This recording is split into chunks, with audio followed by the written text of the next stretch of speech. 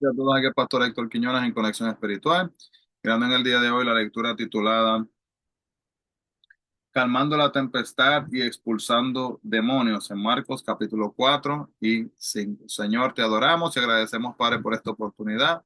Gracias por tu palabra. Gracias, Señor, por el momento, la oportunidad y el deseo que sentimos, Señor, de buscarte en espíritu y en verdad.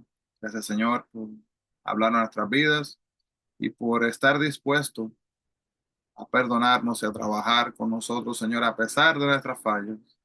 En nombre de Jesús te agradecemos, Padre. Háblanos, mi Cristo. Amén y amén.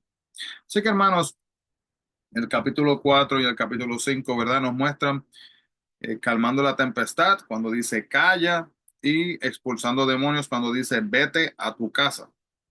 Una cosa es atribuirse grandes facultades a sí mismo y otra es respaldar esas atribuciones con pruebas convincentes, tanto por sus palabras como las parábolas como sus obras, milagros. Cristo proclama su verdadera identidad a sus discípulos y a las multitudes.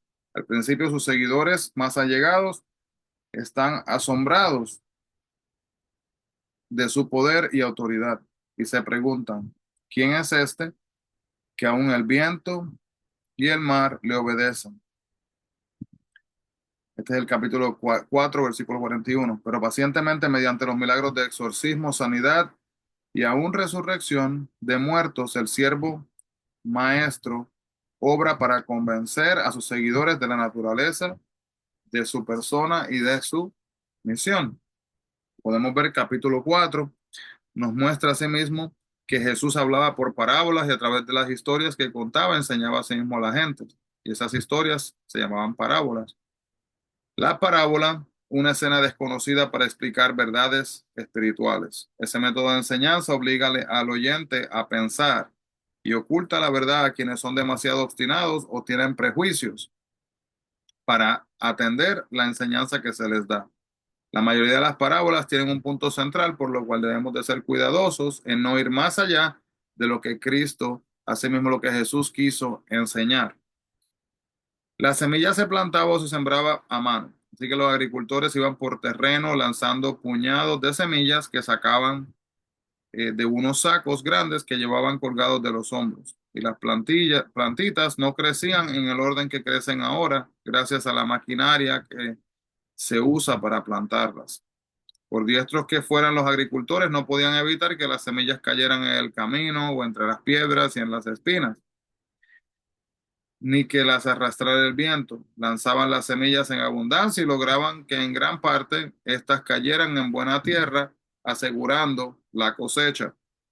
Escuchamos con nuestros oídos, pero hay una forma más profunda de oír, y es con el corazón necesario para captar el sentido espiritual de las palabras de Jesús. Algunas personas no entienden la verdad de Dios porque no están listas. Dios revela su verdad a los que desean andar en ella y a los que quieren entonces vivirla de acuerdo a su plan y propósito. Los cuatro clases de suelo que son representados en el capítulo 14 del 14 al 20 representan cuatro maneras diferentes en que la gente reacciona a la palabra de Dios. Por lo general pensamos que Jesús hablaba de cuatro clases distintas de personas, pero él también hablaba de, número uno, diversas épocas o fases en la vida de la persona. Número dos, como estamos dispuestos también a recibir el mensaje de Dios en algunos aspectos de nuestra vida y cómo lo rechazamos en otros. Por ejemplo, usted quizás sea receptivo, ¿verdad? Cuando Dios, en cuanto se enfoca en Dios, a lo que es en Dios y el futuro suyo, ¿verdad? Pero cerrado a cómo usar lo que es el dinero. Quizás a lo mejor es como la buena tierra en cuanto a las demandas de la adoración, pero como el rocoso respecto a sus demandas de dar a los necesitados. Debemos de procurar siempre, hermanos, ser como la buena tierra en cada aspecto, así mismo de nuestras vidas. Las preocupaciones mundanas, la falsa sensación de seguridad que produce la prosperidad y el deseo de las cosas, plagaron a los discípulos del primer siglo, tal y como lo hacen el día de hoy, ¿verdad? En muchos de nuestros ámbitos. Capítulo 4, 21. Si una lámpara no ayuda a ver, de nada sirve. La luz de la verdad de Jesús se nos revela, no se esconde. Pero estamos en capacidad de ver ni usar toda esta verdad ahora mismo. Esta frase en el capítulo 4:25 significa simplemente que tenemos el deber de usar bien lo que tenemos. La parábola del 4:26 al 29 acerca del reino de Dios, narrada únicamente por Marcos, revela que el crecimiento espiritual es un proceso continuo y gradual que culmina en una cosecha de madurez espiritual. Podemos entender el proceso de crecimiento espiritual comparándolo con el lento pero seguro crecimiento de una piedra. Capítulo 4 del 30 al 32 vemos aquí que Jesús usó esta parábola para explicar que aún el cristianismo tenía un comienzo muy pequeño, llegaría a crecer hasta transformarse en una comunidad mundial de creyentes. Cuando se sienta solo en su relación con Dios, acuérdese de que Él está construyendo un reino mundial. Jesús adaptó sus métodos a la capacidad y a los deseos de entender de su audiencia. No habló en parábolas para confundir, sino a fin de desafiar a los que sinceramente lo buscaban a descubrir el verdadero sentido de sus palabras. El mar de Galilea está a poco de 200 metros bajo el nivel del mar y se encuentra rodeado de montañas. Los vientos soplan con bastante intensidad en esas regiones, ¿verdad?, del mar y provocan violentas e inesperadas tormentas. Entonces los discípulos, siendo pescadores experimentados toda su vida en aquel lago, pero esa tempestad, algo sucedió que les dominó el pánico. En el capítulo 4, 37, 38 en adelante. Los discípulos se asustaron porque la tempestad amenazaba destruirlos y parecía que Jesús no se daba cuenta ni se preocupaba de lo que pasaba. Piensa en las tormentas de nuestra vida, ¿verdad? Las circunstancias que provocan que tengamos ansiedad de nuestras vidas. Cualquiera que sea la dificultad, tiene dos opciones: preocuparse y suponer que a Jesús no le importa, o resistir el miedo y poner la confianza en él. Los discípulos andaban con Jesús, pero lo subestimaban. No comprendían que su poder se aplicaba también a aquella situación. El capítulo 5 vemos también acá que, aunque no estamos seguros a qué se debe la posesión demoníaca, sabemos que los demonios usan el cuerpo en forma destructiva para distorsionar y destruir la relación y la semejanza del hombre a sí mismo con Dios. Aún hoy en día, los demonios son peligrosos, también son poderosos y destructivos. Y aunque es importante que reconozcamos su actividad maligna, debemos de mantenernos alejados de ellos y evitar cualquier relación con las fuerzas demoníacas o el ocultismo, aunque sea por curiosidad, como dice Deuteronomio 18, 10 al 12. Si resistimos al diablo y sus influencias, él huirá de nosotros, como dice Santiago 4:7. Hermanos, hay gente que se pone a jugar juegos, ¿verdad?, en el cual invocan a demonios, invocan espíritus negativos. Tengamos cuidado que nosotros no caigamos por esos caminos. El demonio dijo que su nombre era Legión. Una legión era la unidad más grande en el ejército romano y consistía en 3.006 soldados. 3.006 soldados. Es obvio que este hombre no estaba poseído de un solo demonio, sino de muchos demonios.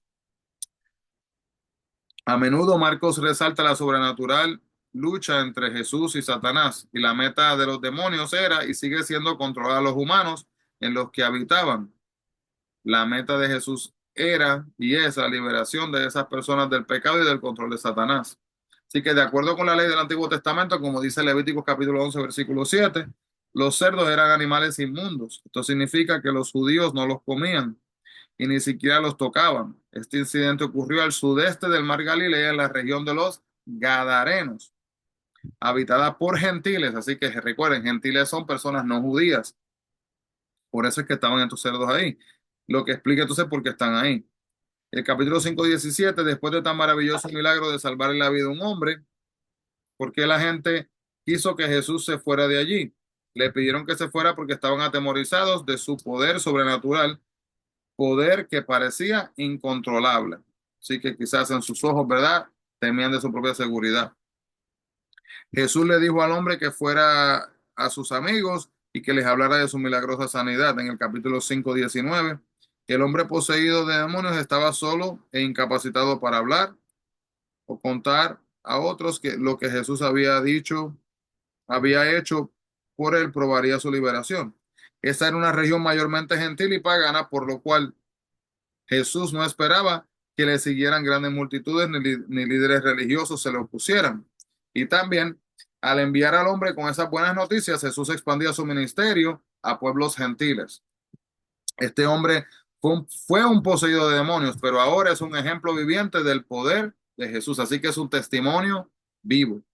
La región de las 10 ciudades, llamadas Decápolis, estaba ubicada al sudeste del mar de Galilea. 10 ciudades, cada una con su gobierno independiente, formaban una alianza para protegerse y aumentar el comercio. Varios siglos antes las fundaron mercaderes griegos e inmigrantes. Jesús cruzó de nuevo el mar de Galilea en el capítulo 5:22 y desembarcó en Capernaum. Jairo era el jefe elegido de la sinagoga local y tenía que supervisar la adoración, velar que la escuela semanal funcionara y cuidar del edificio. 5:23-24. Esta mujer tenía un mal incurable que le provocaba que siempre estuviera sangrando. Quizás era un desorden menstrual o uterino que la hacía ritualmente impura, como dice Levítico 15:25-27, excluyéndola de la mayor parte de sus relaciones sociales con otros judíos. Ella estaba desesperada porque Jesús la sanara, pero sabía que si lo tocaba por la ley judía también lo considerarían inmundo. No obstante, lo tocó por fe y sanó. Jesús no se enojó con la mujer por haber tocado. Sabía lo que ella había hecho, pero aún así se detuvo y preguntó quién había sido para enseñarle algo acerca de la fe. La crisis de Jairo lo hizo sentirse confundido, temeroso y también en momentos sin esperanza. Las palabras de Jesús de medio de la crisis nos hablan también a nosotros diciendo, no temas, cree solamente. Con fuertes lamentos y llantos se acompañan a los que morían. La falta de lamentos y llantos en un funeral era la peor desgracia y deshonor. Algunas personas, a menudo mujeres, hacían del duelo una profesión y los familiares del muerto le pagaban por llorar sobre el cadáver. El día del entierro, el cortejo iba por las calles seguidos por las plañideras, los familiares y los amigos. Así que, hermano, literalmente se le pagaba a estas personas para que lloraran en los funerales, ¿verdad? Como para atraer un énfasis, ¿verdad? Y una emoción, un sentimiento aún más profundo. En el capítulo 5:41, cuando dice Talita Kumi, es una expresión en arameo, uno de los idiomas originales de Palestina. Los discípulos y Jesús no solo hablaban arameo, sino tal vez griego y también hebreo. Entonces Jesús no solo demostró su gran poder, sino también una tremenda compasión cuando ejerció poder sobre la naturaleza, los demonios y sobre la muerte. Jesús le dijo a los padres de la niña que no divulgaran la noticia del milagro. Quería que los hechos hablaran por sí solos y el momento no era el más propicio para una confrontación con los líderes, asimismo religiosos. Señor, te adoramos y agradecemos, Padre, de cómo podemos ver tu mano manifestada, Señor, en los eventos que tomaron lugar. Ayúdanos, Padre, a poder ver tu mano manifestada, Señor, en nuestras vidas ahora mismo, en nuestro diario vivir, de poder ver, Señor, lo que estás haciendo, lo que estás obrando, y de poder someternos, Señor, a sí mismo al plan divino que tienes en nuestras vidas. Padre, estamos dispuestos a ser usados. Úsanos como instrumentos de acuerdo a tu voluntad. En el nombre de Jesús, mi Dios. Amén y amén. Así que Dios les bendiga grandemente a todos, hermanos. No se olviden, busquemos la presencia del Señor. Bendiciones.